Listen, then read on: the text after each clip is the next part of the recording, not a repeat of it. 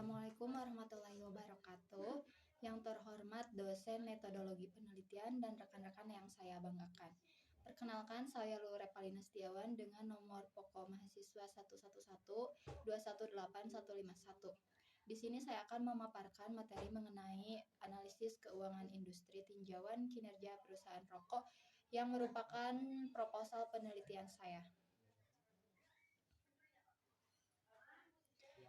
Dalam perkembangan bisnis saat ini, perusahaan terus berkembang dan persaingan antar perusahaan menjadi semakin ketat.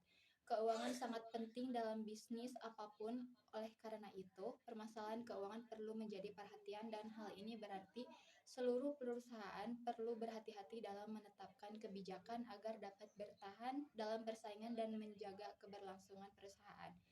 Pemilihan perusahaan tembakau tersebut karena industri tembakau di Indonesia semakin membaik seiring meningkatnya pemerintahan dari konsumen yang tercermin dari tingginya penjualan eceran seperti pada UMKM atau industri lainnya.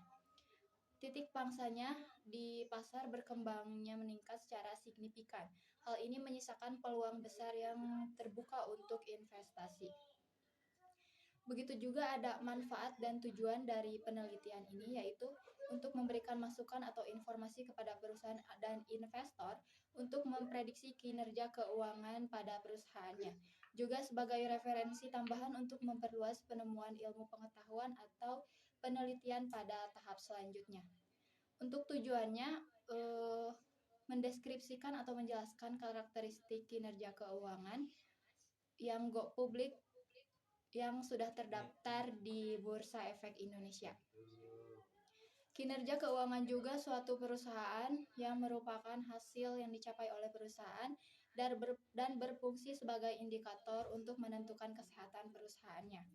Saya menggunakan metodologi analisis rasio keuangan yang digunakan untuk mengevaluasi kinerja suatu perusahaan berdasarkan perbandingan data keuangan yang terdapat pada item-item laporan keuangan, yang diantaranya yaitu likuiditas, profitabilitas, solvabilitas, dan aktivitas mencakup hal-hal yang ada di dalamnya.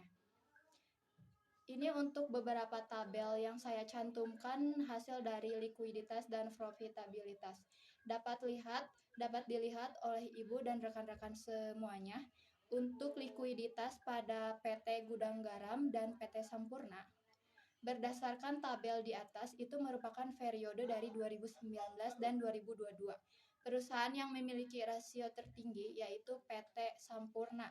Yang memiliki rasio tertinggi berarti tingkat likuiditasnya baik ya.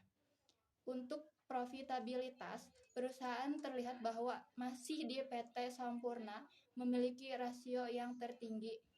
Artinya rasio tersebut mempunyai kemampuan baik dalam memperoleh laba. Untuk tabel selanjutnya yaitu ada solvabilitas dan aktivitas. Untuk pada tahap solvabilitas, tertera merupakan hasil rata-rata perusahaan selama 4 tahun ya, sama dari 2019 sampai 2022. Yang memiliki rasio lebih rendah itu yang lebih baik ya. Di sini terlihat bahwa PT Gudang Garam memiliki rasio terendah, maka rasionya merupakan rasio yang terbaik karena jika nilainya lebih besar maka itu bisa jadi dibiayai oleh hutang. Dan untuk rasio terakhir yaitu rasio aktivitas, tabel ini juga sama ya dalam 4 tahun. Berdasarkan data yang telah dianalisis, terlihat bahwa dalam rasio aktivitas PT Sampurna lebih unggul dibandingkan dengan PT Gudang Garam, namun tidak dalam rasio perputaran piutangnya. Jadi kesimpulannya yaitu perusahaan rokok yang memiliki keadaan baik dinilai dari rata-rata rasio likuiditas yang terlihat dengan current ratio dan quick ratio selama tahun 2019 dan 2022 adalah PT HMSP.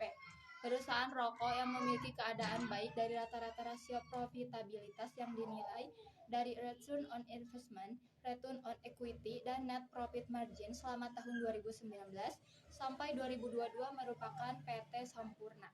Perusahaan dengan keadaan baik rata-rata rasio solvabilitas yang dilihat dari aset rasio dan equity rasio selama 2019 sampai 2022 adalah PT HMSP atau PT Sampurna. Perusahaan dengan keadaan baik dari rata-rata rasio aktivitas yang dilihat dari perputaran piutang, perputaran aktiva, dan perputaran persediaan selama tahun 2019 sampai 2022 adalah PT Sampurna, namun tidak dengan perputaran piutangnya. Baik, terima kasih atas perhatiannya. Mohon maaf bila ada kesalahan dalam pemaparan materi proposal dari saya. Wassalamualaikum warahmatullahi wabarakatuh.